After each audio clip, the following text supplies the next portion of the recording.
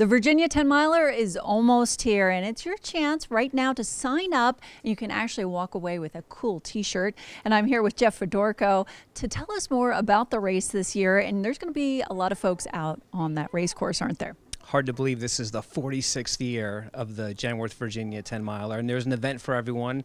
We have the 10-mile race, the 4-mile run, and the 4-mile walk. We're just 4 weeks away and really looking forward to it.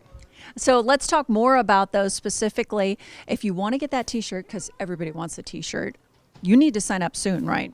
You need to sign up soon, September 1st, this Sunday. That's the deadline to be guaranteed a shirt. We always order extras, but this Sunday's a big day for people because they really want that race shirt. And speaking of which, they're awful pretty this year. Our shirts have become known as collector's items. Some actually have shirts from all 46 events. So, wow. Yep, I'd encourage you to register by this Sunday. And we also want to mention somebody out there might win some big money. Tell me about this. The course records for the Virginia 10 miler have stood for decades, and so the organizing committee has invested a substantial amount in prize money. We'll have some of the most competitive athletes in the United States here in Lynchburg on September 28th. So whether you're spectating or you're volunteering or you're participating, Lynchburg has an opportunity to see some incredibly fast runners. And speaking of volunteering, this is a great way, if you're not quite sure you want to race yet, to see what it's all about, right? Yeah, more than 1,300 volunteers will be helping us on race day. Wow. So there really is a volunteer position for everyone. And it's quite a party out there. It's not just a race, but it's a good time. Thousands of spectators, thousands of runners, thousands of volunteers. It really is something for Lynchburg to be proud of. Exactly. And Jackie, as a physical therapist, we've got a month to go. What do we need to be thinking about training-wise? Well, at this point in your training, you're 4 weeks out from the race, so you're looking at these next 2 weeks, getting in another long run or two, and that's, totally dependent upon your body.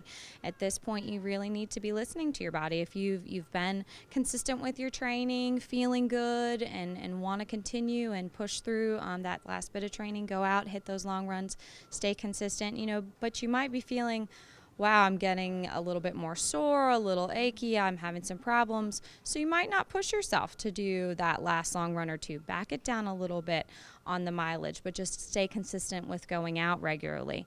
And then that 2 weeks before the race, you want to be tapering off. You don't want to be hitting the mileage as hard. You want to give your body some rest so that you're hitting peak on your race day. And let's talk about eating beforehand. What do we need to be thinking about? Really, at this point, the next 2 weeks, you should kind of solidify what you want to do on race day so that on race day, nothing is new.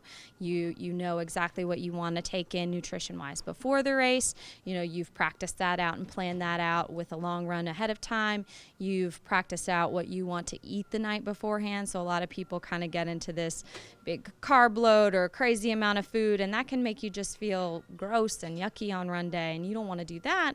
So you should have kind of played around with what's the best amount or best, kind of food for you to take in before a long run, what makes you feel the best, so you have a little bit more time to nail that down so that you're feeling in tip-top shape come race day.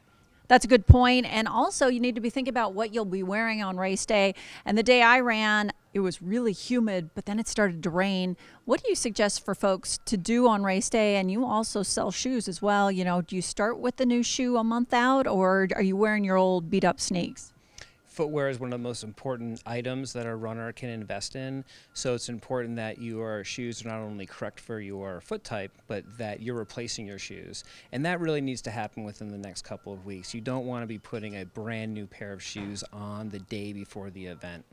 You never know what conditions will be like on race day, so we do want you to dress appropriately and not to overdress. So our hope is we have start time temperatures in the mid-50s, lower 60s, and if that's the case, that would be perfect. That does sound perfect. And also, if you do have a boo-boo, get an injury, you can always go out here to Rehab Associates.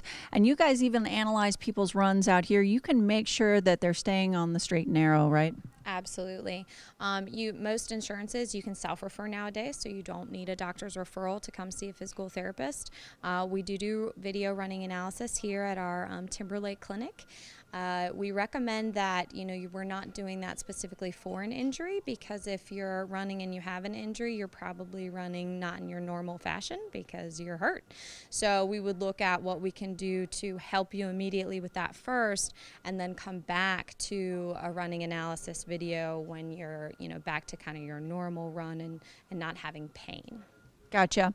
So get out there and tackle the 4-miler or the 10-miler, or just come to hang out and cheer everybody on, right? Or the 4-mile walk. If you want to improve your running performance, prevent injury, or treat an injury, give the folks at Rehab Associates a call at 855-722-8478. They also have a wealth of information online, including a guide to healthy running.